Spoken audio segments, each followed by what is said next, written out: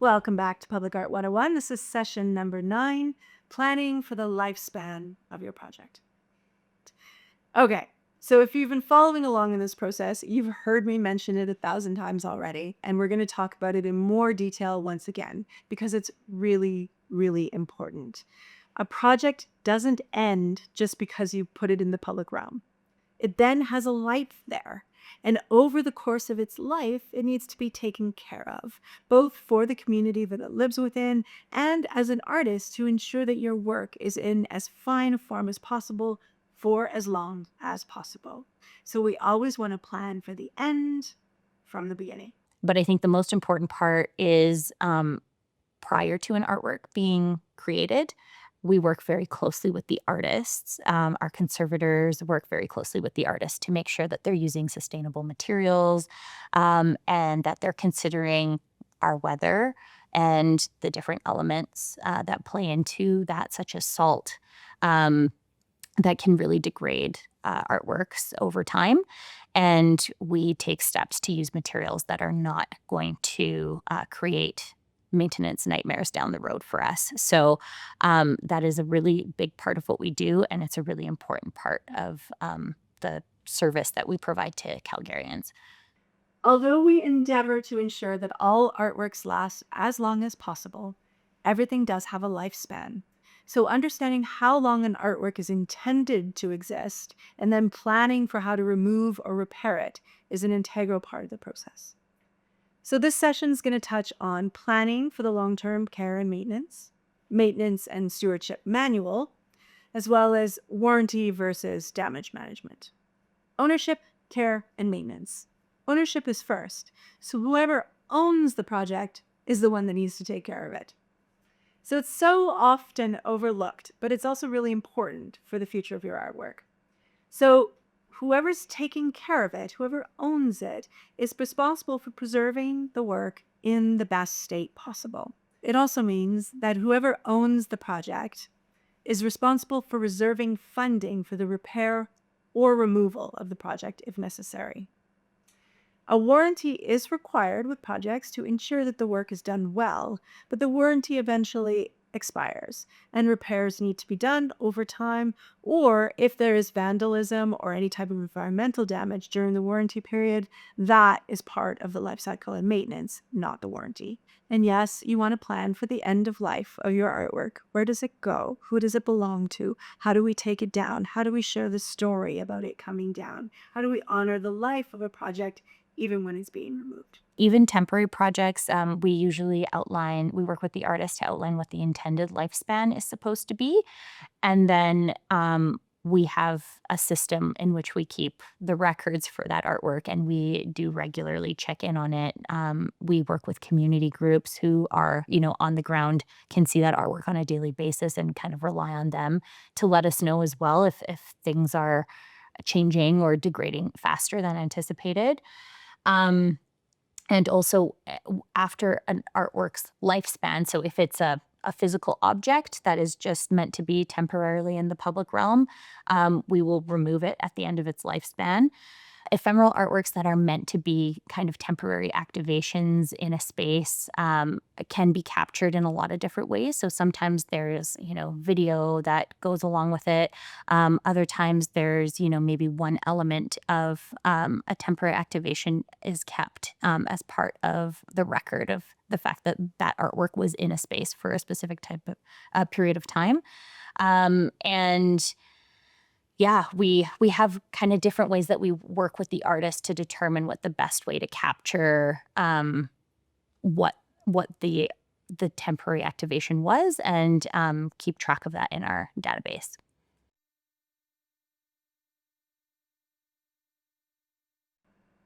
So, planning for the end at the beginning basically means reserving budget, clarifying the lifespan expectations of the project, and then determining the plan for how that project is then removed.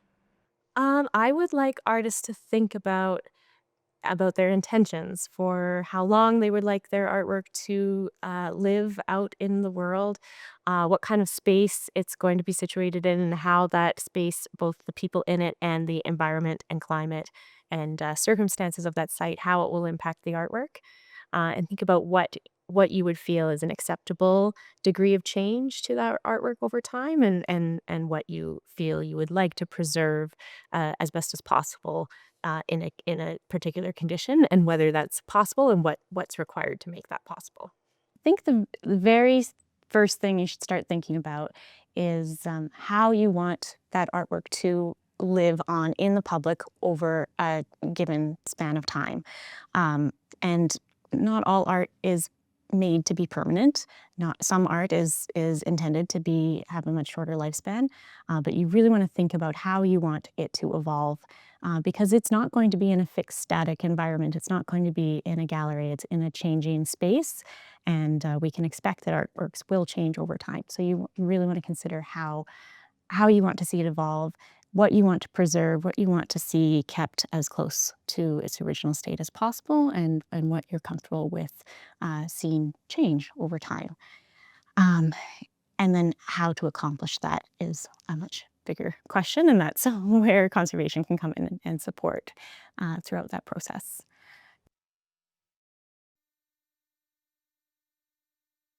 When a project is completed, some of the final paperwork package and reporting on the project that should be included is your maintenance manual, which is sometimes called a stewardship manual. They're a little bit synonymous.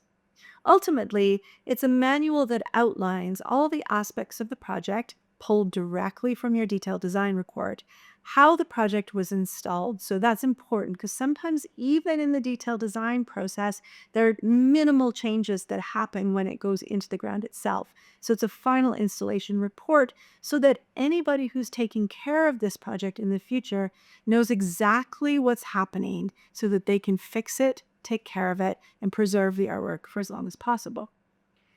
You want to have a defined lifespan for the artwork so that we know how much money do we need to have for a certain period of time in order to maintain this artwork. And then you can evaluate really effectively. If some major damage happens to the artwork over the course of its expected lifespan, you can start to evaluate and say, you know what? We're going to repair this damage because we have the money right now to do that. But at this point in time, we may no longer have the money. So we need to plan for what's going to happen after that. It also means that maybe your artwork gets evaluated at the end of that lifespan period of time and it's still looking really, really good. Then you can actually expand the lifespan of that project a little bit longer. But it's an opportunity to check in, to look at the durability of the artwork over a period of time, to look at how many resources are still available to support the lifespan of that artwork, and decide in an informed way how you're going to move forward to care for that artwork in the future. When you're building your maintenance or stewardship manual, most of the information in there comes from your detailed design process. Some of it might have changed in installation. It's not additional work, it's simply compiling all of that work in a way that you're translating that to the owner of the artwork so that they can continue to take care of it for the future. It's just the beginning for us as conservators because that's where we're picking up the care of the work. But at that time, right, when an artwork is being installed, that's really a really critical point of contact for us to have with the artist, to have discussions about how the artwork should be cared for, how it should continue to look and behave over time. So there's quite a bit of work that goes into documenting that, because we can have those conversations, but if myself or the artist is no longer around, we need that documented so that someone else can carry the torch into the future. So there's a pretty detailed stewardship manual that we have artists work on throughout the project, but a lot of that work takes place at the end, and that documents all of the materials that are used in the work, everything we would need to know about that work and how it's built, how it's put together. Um, and then considerations for how to care for it into the future. So that's quite a bit of work to pull together at the end of the project. So, do you only have to do a maintenance manual for permanent artworks? No, of course not. Your maintenance manual is how the artwork is cared for however long it's expected to live. So the terms permanent, temporary, performative, they're all a little bit malleable. They all have different timelines. There's a lot of different definitions for what those mean. Ultimately, a permanent artwork is something that's going to last for as long as possible. That is actually a technical term. Many artworks that seem permanent, like murals or some of our paintings on utility boxes, they actually have a lifespan of only 5 to 7 years. That's actually a temporary project, as opposed to some seemingly more temporary projects like performative artworks or things that only exist in the moment. But all of those things have a defined lifespan and records that are attached to that defined lifespan. So even if you do a flash mob, and it only exists in that period of time that that flash mob is happening in the public realm, there's photo and video and documentation and storytelling and all of the rehearsal and the engagement that went into that. And all of those are part of that artwork. So even though it only exists in that moment, what about all this other stuff? Where does it go? Who owns that? Who takes care of that? How do they continue to activate and share those stories after the artwork is complete? That's a consideration for the lifespan of your artwork. It's also something that you want to maintain. Who owns it?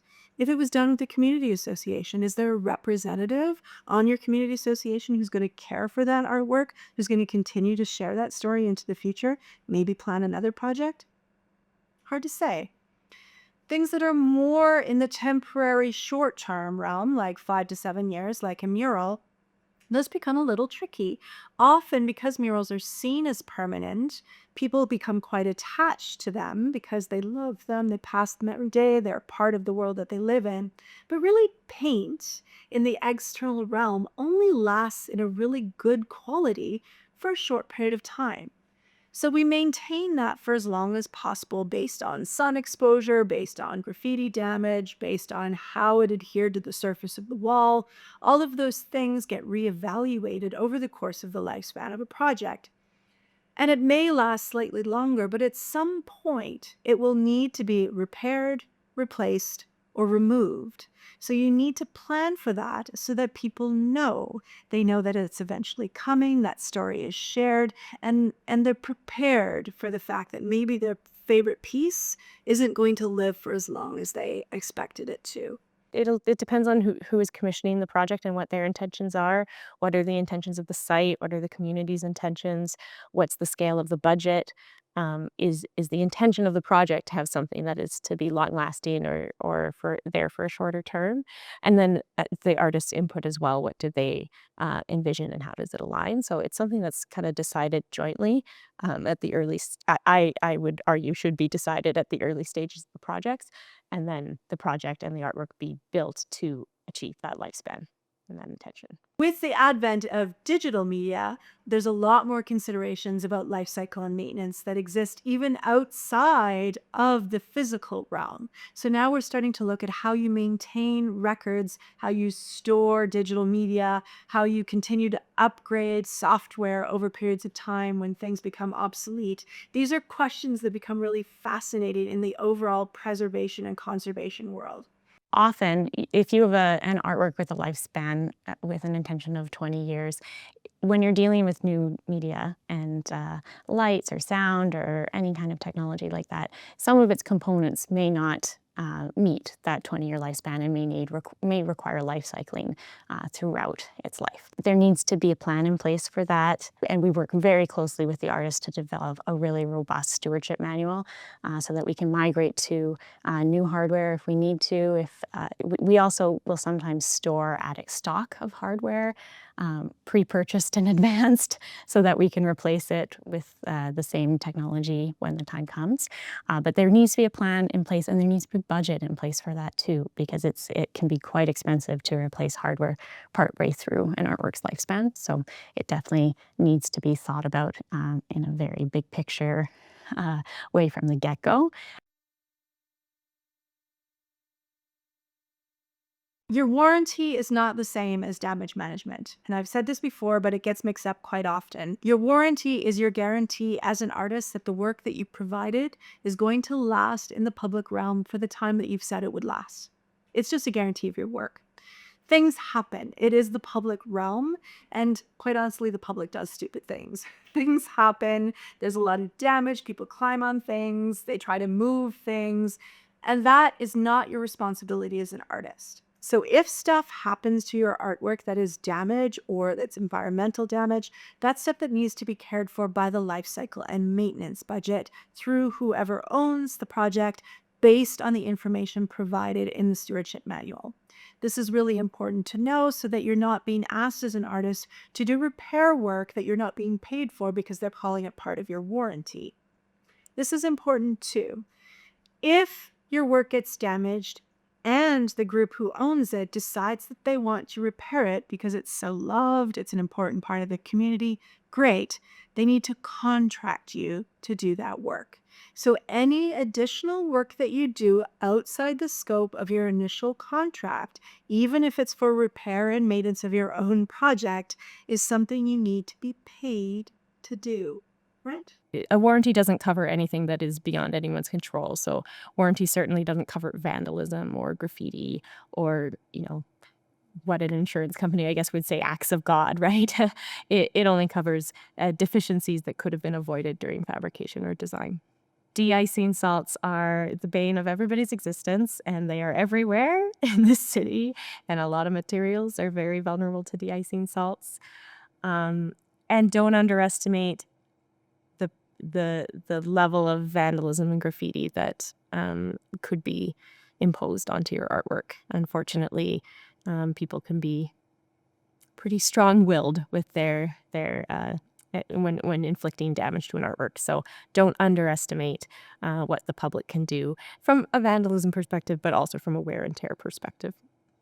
And don't assume durability in materials. Always ensure that you're looking into doing the research and doing the materials testing to find a material that has the durability that you're looking for. And then, of course, remember that as an artist, you always maintain the copyright and moral rights. This is a really complicated legal issue. There's lots of things to consider, especially in the public realm. I can't possibly pretend to know all about this. So look it up. There's lots of ways to get informed. But ultimately, as an artist, know what you were hired to do was to provide your own creative idea to a community within a specific set of parameters that was laid out within your contract. Those are the obligations that must be held. So, if that work is used in any way outside of what was outlined in the original contract, you deserve to be paid an additional amount. As well, your work needs to be protected in the way that it was created. So nobody else can revise, change, adjust, or move your artwork without your express permission. This is your right, and you should protect it. The copyright and moral rights, it's always up to the artist how their artwork should appear, should live, and be seen by the public. Conservators are trained to understand how to respect that, how to work with artists. But if artists aren't available, conservators are trained to learn, research, do everything they can to understand the artist's intention before doing any work on an artist or on an artwork, and trying to preserve and maintain that as best as possible. But absolutely, we always want to work with the artist if that option is available. We certainly would want to compensate the artist for their consulting time down the road if we do need their support. But the maintenance and stewardship manual is a guide for us to, and anything that can be anticipated, that we already know what the artist's intentions are. So there you go. Things to consider: life cycle maintenance and stewardship manual. Lots of elements in there, and I hope we've given you a little taster on what you need to consider for the life cycle of your artwork. For our final session, session 10, coming up soon, we're going to talk about celebration and evaluation. Let's wrap up your work in style.